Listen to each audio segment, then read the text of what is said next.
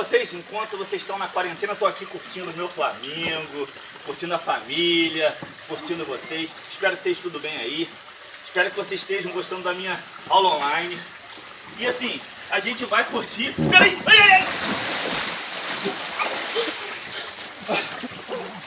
Desculpa aí, galera. Foi mal. A próxima eu gravo. Um abraço! Fala, galera. Tudo bem com vocês? Então, lembrando que na última aula a gente falou sobre os aspectos econômicos do continente europeu, tá? Falamos do setor primário, setor secundário, setor terciário. E agora nós vamos falar sobre os aspectos econômicos do continente, parte 2.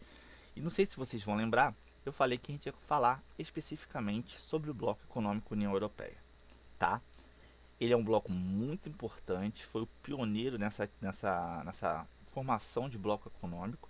E a gente vai começar a explicar esse processo histórico e toda a estrutura que existe nesse bloco, tá? Ele é o maior bloco econômico do mundo, tá? Ele tem grande integração, tem grande quantidade de serviços. Hoje ele é composto, tá? Esse bloco é composto por 27 países. Por que eu estou falando que ele é composto por 27? Eram 28, teve a saída do Reino Unido, tá? Dentro desse contexto, todos os países que pertencem a esse bloco têm uma série de serviços existentes. Eles tiveram critérios para poder entrar, porque eles têm esse cuidado para que não haja uma desigualdade, tá? Não vou falar o nome de todos os países, está aqui na tela, vou disponibilizar, mas vocês vão perceber que dentro desse contexto foi um bloco que foi trabalhado ao longo do tempo e foi superando todas as dificuldades existentes, tá? Querendo ou não, quando a gente fala hoje de Europa, a gente não pode deixar de falar sobre a União Europeia. Como é que ele se formou? Em 1951, tá? Houve um tratado chamado Tratado de Paris. O que esse tratado intitulava? Ele pegou países como a Alemanha Ocidental. Por que a gente fala Alemanha Ocidental? Vamos lembrar o seguinte: a Europa estava destruída, ocorreu a Segunda Guerra Mundial. Logo quando acabou a Segunda Guerra Mundial, a Europa estava destruída. O mundo foi dividido em dois polos: polo capitalista e polo socialista. A Alemanha foi dividida em duas partes: a Alemanha Ocidental capitalista e a Alemanha Oriental socialista. Lembram disso? Então aqui no caso é a Alemanha Ocidental. Alemanha Ocidental, Bélgica, França, Holanda, Itália e Luxemburgo, eles implementam a SECA, tá? Que é a Comunidade Europeia do Carvão e do Aço. Tem alguns autores que dizem que a União Europeia começou antes, começou através do Benelux, que foi a união de Bélgica, Holanda e Luxemburgo, tá? Para poder comercializar os produtos existentes. Mas eu parto desse princípio que tudo começou realmente na SECA, Comunidade Europeia do Carvão e do Aço. Por que eles se uniram? Porque eles estavam destruídos e precisavam e perceberam que eles juntos seriam mais fortes para competir com os outros países do mundo todo.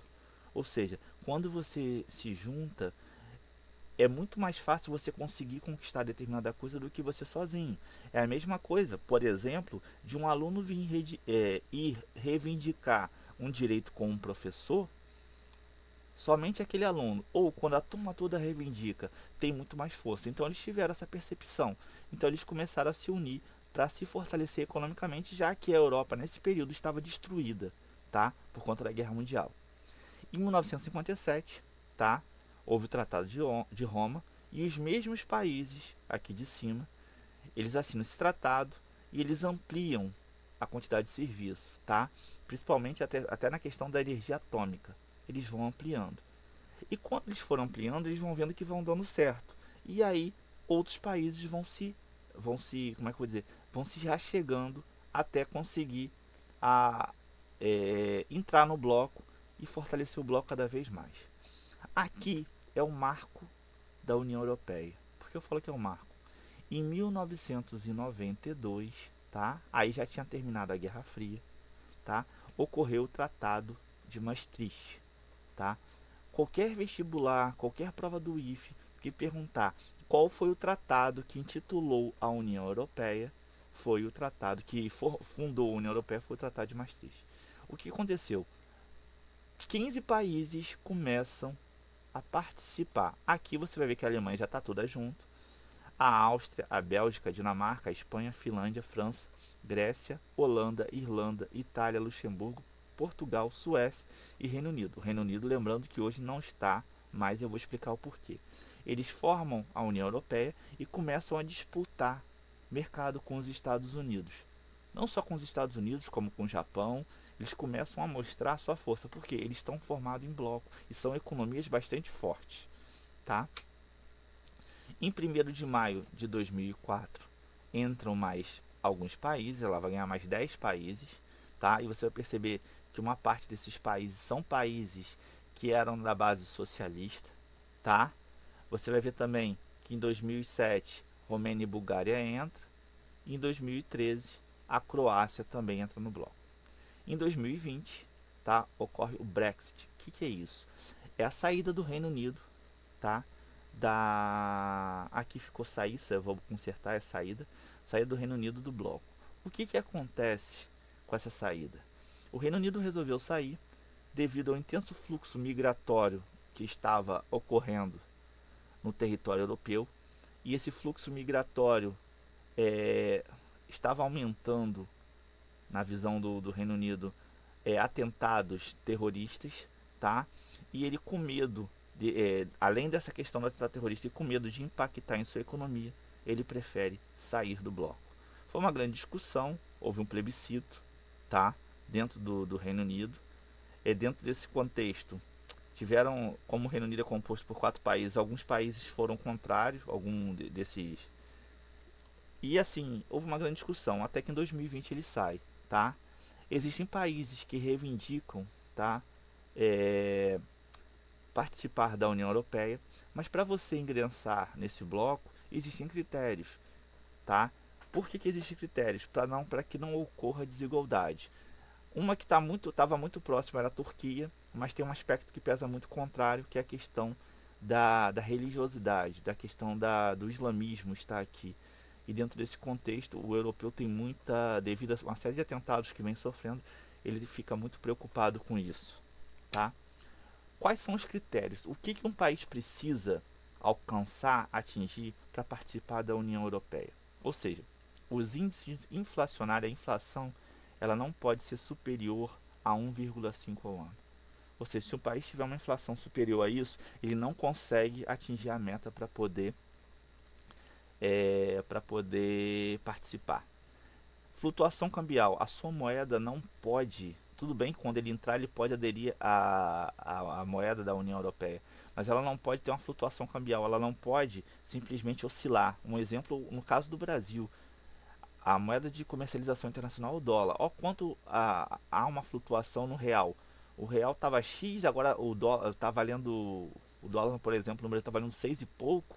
Ou seja, essa flutuação cambial tem que ter uma economia estável, tá? Os juros, ele não pode ser superior a 2% ao ano. Tem que ter uma margem de juros bastante tranquila. E esse aqui é o principal. A dívida pública não pode ser superior a 3% do PIB. Ou seja, de tudo aquilo que é produzido. Por que a gente fala isso, que a dívida pública não pode? Porque isso compromete toda a economia do país. Caso um país consiga atingir todas essas metas, ele entra na União Europeia. Ele vai para o parlamento, lá eles julgam e ele entra na União Europeia. O que é a zona do euro, tá?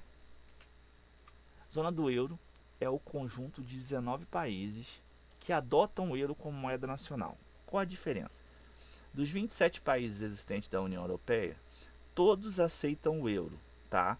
Há uma comercialização, todos vão comercializar o euro. Só que em alguns países, o euro vira a moeda nacional, vira a moeda oficial. Em outros países, não. Ele continua comercializando o euro e a moeda existente. Vou citar um exemplo aqui que já saiu, mas que é bem clássico. O Reino Unido. O Reino Unido, a libra esterlina é uma das moedas mais valorizadas do mundo, tá? E ele aceitava no seu comércio tanto o euro como a libra esterlina, mas ele não quis acabar com a libra esterlina. Agora imagine se ele tivesse acabado e a União Europeia, ele saiu da União Europeia agora, como ele faria? Então ele prefere continuar.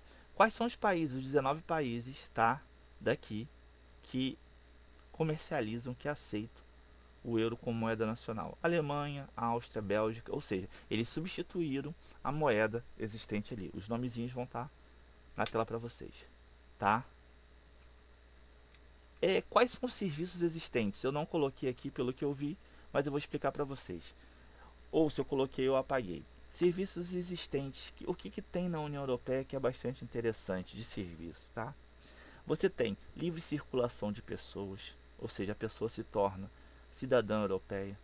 Você tem a implementação da cidadania, o passaporte é único, você tem a moeda única, você tem livre circulação de bens e serviços, ou seja, a pessoa pode morar num país e trabalhar no outro sem necessidade de visto.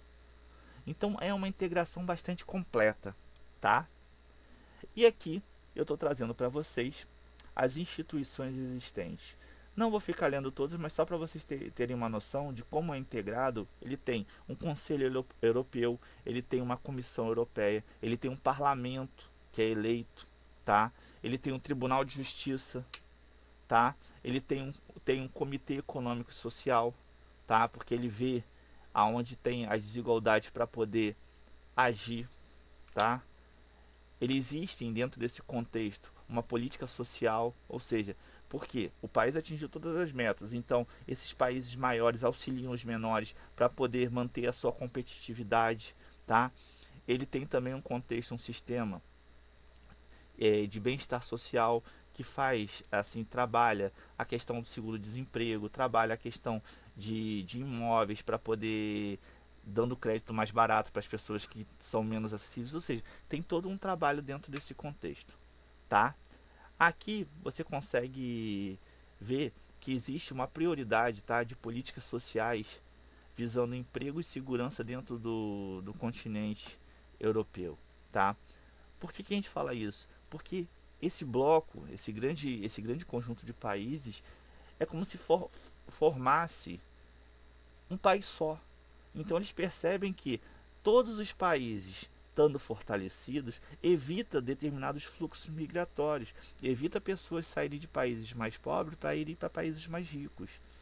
Então eles procuram igualar. Lógico que vai sempre haver uma desigualdade, mas procuram fortalecer os países menores que entraram no bloco para poder evitar essa migração, tá? Aqui você tem políticas agrícolas, tá? Porque é um grande problema, como a gente falou, eles não são autossuficientes na agricultura. Você tem política pesqueira, tá? Política regional, política industrial. Eu estou passando assim rápido só para vocês verem como que o bloco é integrado, tá? Políticas de transporte, eles discutem a ligação entre os países através do transporte público, até pelas questões ambientais, e aqui vem a política ambiental, tá? A legislação, assim, o objetivo é criar leis bastante rígidas, porque eles se preocupam muito com a questão ambiental, políticas comerciais. E para finalizar, eu vou pedir a vocês para poder fazer a página 359, 362, 363 e 364, 5 e 6. Ah, é muita página, professor. Não, faz com calma. Nessa próxima aula a gente corrige, a gente tira dúvida. O que precisar pode mandar mensagem, tá bom? Um forte abraço para vocês e que Deus abençoe vocês.